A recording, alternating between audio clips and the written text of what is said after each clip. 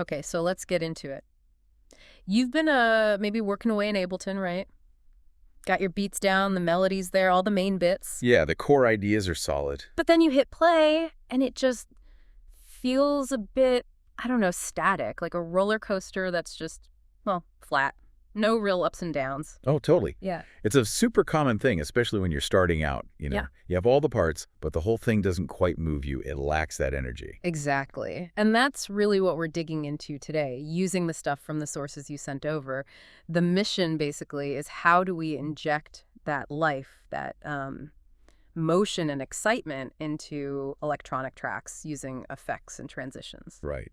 And the key takeaway, I think, is it's often not about throwing more sounds in. It's more about sculpting the sounds you already have, Yeah. making them evolve. Shaping the journey, making it breathe. Exactly. That movement creates the pulse, the tension, the release, all those things that, grab a listener and keep them hooked. Yeah. We're focusing on stuff that's great for beginners, especially if you're in Ableton, and trying to use some real-world examples. Cool. So the tools, what are the main things the material points to for making this happen? We're talking reverb, delay, filters, and the big one, automation. Yeah, those are the fundamentals. Think of reverb and delay as like your basic tools for space and time. Reverb adds that sense of environment, right? Big hall, small room, whatever, depth. Makes it feel real.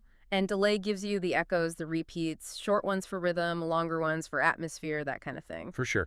And a really handy tip, especially for Ableton users, is setting up reverb and delay on return tracks. Oh yeah, the sends. Super efficient. Totally. You just dial in how much of each track you want to send to the effect. Right. Saves loads of CPU and keeps things tidy. But the real trick isn't just having them on, is it? It's about making them dynamic.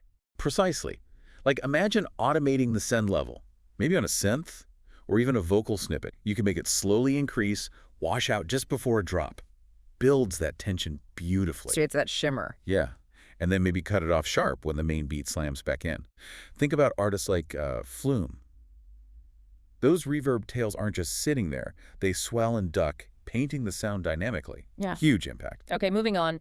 Filters. Filter sweeps, that's a classic for building energy, right? Oh, absolutely essential. So simple, so effective. You drop an auto filter on, say, your main synth bus, or maybe even the drums sometimes. And then in Ableton's arrangement view, just hit A, right, for automation. Yep. Hit A, find the filter device, click the cutoff frequency parameter. That's the NINA controlling how much high-end gets cut. Exactly. Yeah. And you just draw that line going up maybe over like 8 or 16 bars leading into a drop. Add a bit of resonance, maybe. That whistling sound. Yeah, that little peak at the cutoff frequency gives you that classic whoosh sound. It just screams, get ready. You know that feeling at a festival just before the drop? That's often a big filter sweep working its magic. Like in that Calvin Harris track, I'm Not Alone, the build is just all about that rising filter. It really lifts everything, but underpinning all of this, the real superpower has got to be automation. Yeah. 100%. That's what makes everything move over time. Again, hit A in arrangement view. You can click almost any control in Ableton. Volume, pan, filter cutoff, like we said, delay feedback, the reverb send amount, anything. And just draw in exactly how you want it to change. You literally design the evolution of the sound. Could be simple, like fading in drums, or that filter rise we talked about, or maybe something dramatic, like suddenly sending a vocal into a massive delay right before the chorus hits. Yeah, it's all about designing those moments, those intentional changes. It makes the track feel alive, not just looping. And here's a really cool idea from the material, automating silence. Yes. That can be incredibly powerful, sometimes more powerful than adding sound. Like pulling the kick drum out, or even everything, for just one beat right before a huge drop. Exactly. It creates this vacuum, this moment of intense anticipation. Then when the beat slams back in, the impact is huge because of that contrast. Deadmofy does this all the time. It really makes those big moments pop. And that really gets to the heart of it, doesn't it? Taking a static loop and turning it into this dynamic event. You're there, tweaking the automation curves, the filters rising. Maybe you automate a little reverb splash on a snare fill. Building it up. The tension's building. Then you automate that silence just for a beat. Pause. Yeah. And bam.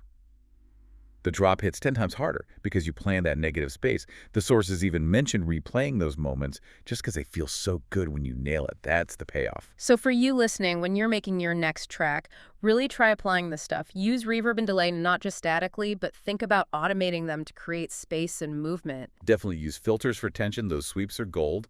But most of all, get comfortable with automation. Hit that A key. Yeah, automate parameters, volume, effects, anything to really sculpt the journey. That's how you take something flat and make it dynamic, exciting, full of shape.